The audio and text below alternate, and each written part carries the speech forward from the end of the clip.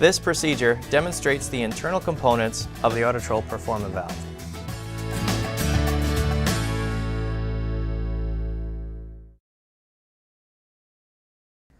This is the teardown procedure for the Autotrol performance valve. On this side, we have our 400 series controller. On the other side, we have our Logic series controllers. As we rotate these to the side, you can see that from the top plate down, the valves are built identical. For this presentation, we will focus on the Logic series valve. We then move to the side of the valve where our refill flow control and injector are located. We remove the cap for the refill flow control using a Torx T50 tool.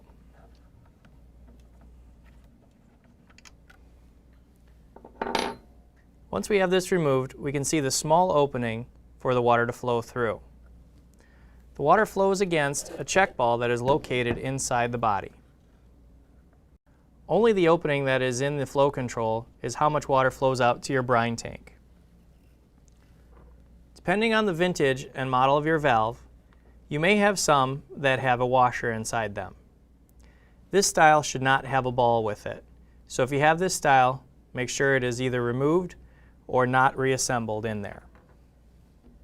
We can then move to our injector assembly. We remove the cap and gain access to the inside where the injector is. We pull the injector straight forward from the assembly. If we need to replace the injector, we need to make sure that we match up the color, as there are many colors specific to tank size and pressure. We can then move to the other side of the valve. Here we have our screen assembly and backwash flow control. The screen assembly we pull out, and this is directly opposite our injector assembly. So the water flows through our screen before it goes to the injector. In the rear of the unit is our backwash flow control. This particular flow control has a 12 on it, so it is designed for a 12-inch softener application. On the flow control side, you can see we have the openings similar to our refill flow control. Inside the body, we also have a check ball. This seats up here and allows water to flow out at each of the openings. Larger tank sizes will have the washer style flow control. Again, make sure if you have the washer style to not use a check ball. If you have the opening side, you need to make sure you do use a check ball. We can then move to removing our controller. This model uses the lighter gray 742 or 762 series. The darker control is the 740-760 series. The tab is located on the top. We press down and pull forward in order to remove the controller. This gives us access to our cables. The cables have a press pin in order to lock it on. We press down and pull away from the control. The top cable is for our motor and optical sensor. If you have a 760 or 762 model, you will also have a meter cable. Press down on the pin and pull it away from the unit. We can then move to the rear of the unit where our motor assembly is. Press the white pin forward if yours still has it installed. We then rotate the motor, clearing it from the body, and pull to the back of the unit. While in the back of the unit, if you have a metered unit, your cable is here. You can pull up and pull it away from the body. The meter can just be pulled straight forward from the body.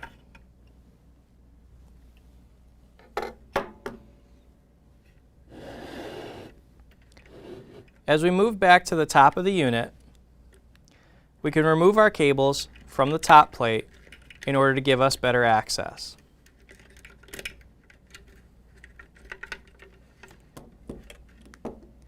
The next item that needs to be removed is our cam assembly. We pull the cam to the rear of the unit, and while trying to clear the optical sensor, we lift up slightly and allow it to clear. We then remove it from the unit. On the front of the unit, you can see the tabs that hold the cable in to the front of the body. We press those loose and can now remove the optical sensor. This frees the motor and optical sensor assembly. We can also now remove our meter cable if it was so assembled. The top plate uses a one-piece spring assembly. We pull up and outward in order to remove it as one piece. This gives us access to all of the screws that hold the top plate down, sealing in our valve discs. Once we remove all the screws, we can pull the top plate loose. This gives us access to where each of the individual valve discs are. When we pull the valve disc out, we can check the sealing area to make sure there is no cuts or damage to it. We also can check to the top to make sure that it is not cut from the body. If any of these are damaged, we recommend replacing them as an assembly. When reinstalling the valve disc, we want to inspect the body to make sure there is no debris inside. We can then press the valve disc back in. No lubricant is required for these valve discs, but we do want to make sure that we tuck in all of the edges to make sure that they do not have damage when we reassemble our top plate. These single flapper units, it does not matter which side goes in which way.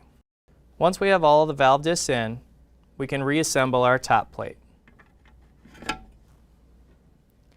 We want to make sure that we add the screws and tension them from the center outward, working diagonally.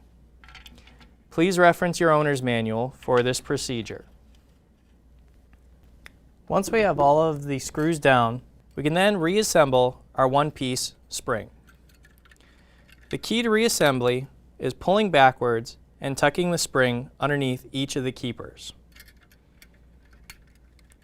Once we have the spring pulled back, we can then press down on the individual valve disc springs in order to get them engaged.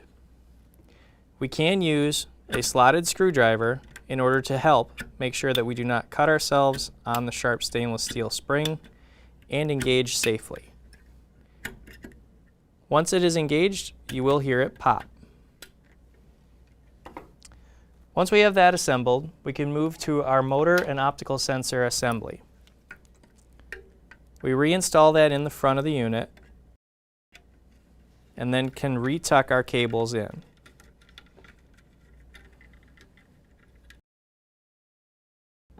We then move to reinstall our cam assembly. On the front of the cam, there will be an arrow. We need to line this arrow up with the arrow that is on the top of the front.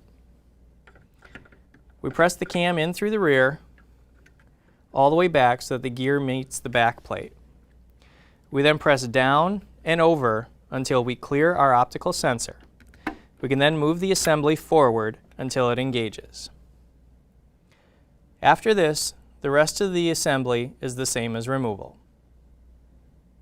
On the 400 series controllers, we have our adjustable refill and our injector position. As we unthread our refill control, we can see that there are numbers that are on the face. These numbers indicate how many pounds of salt will be used for each regeneration. We do not recommend making any adjustments to this without contacting your dealer.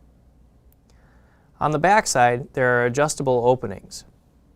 These openings go against the check ball that is located inside the body. Depending on the width of the opening will determine how much water is flowed out to the brine tank. This ball should be pliable and not have any scoring on it. It would need to be replaced if any damage is shown. The next item is the injector. We use our Torx T50 tool to remove the cap. Inside, we will find the injector. We pull the injector straight away from the body. 400 series controllers use primary color injectors such as red or blue. Logix units use pastel colors. Make sure that when you're replacing an injector due to a clog or damage, to use the same injector that matches your tank size and pressure of operation. As we move to the other side of the valve, we can see that the location for the screen at the front and backwash flow control are in the same location as they are for Logic series valves. We can now move to the removal of the cam and timer assembly. To remove the cam, we move to the rear and lift the latch to the top. The cam can then move to the rear to be removed. We want to make note of the offset of the rectangle to the center pin, so that when we reassemble on the timer, we make sure that the offset is located more towards the arrow on the timer. To remove the timer, we move to the front of the valve. The pin is located at the bottom, and we rotate it down and pull it forward. Once this is removed, we can hold on to the timer and pull straight up in order to remove it from the top plate. Once this is removed, the rest of the removal is the same as the Logic series. Good luck, and thanks for watching.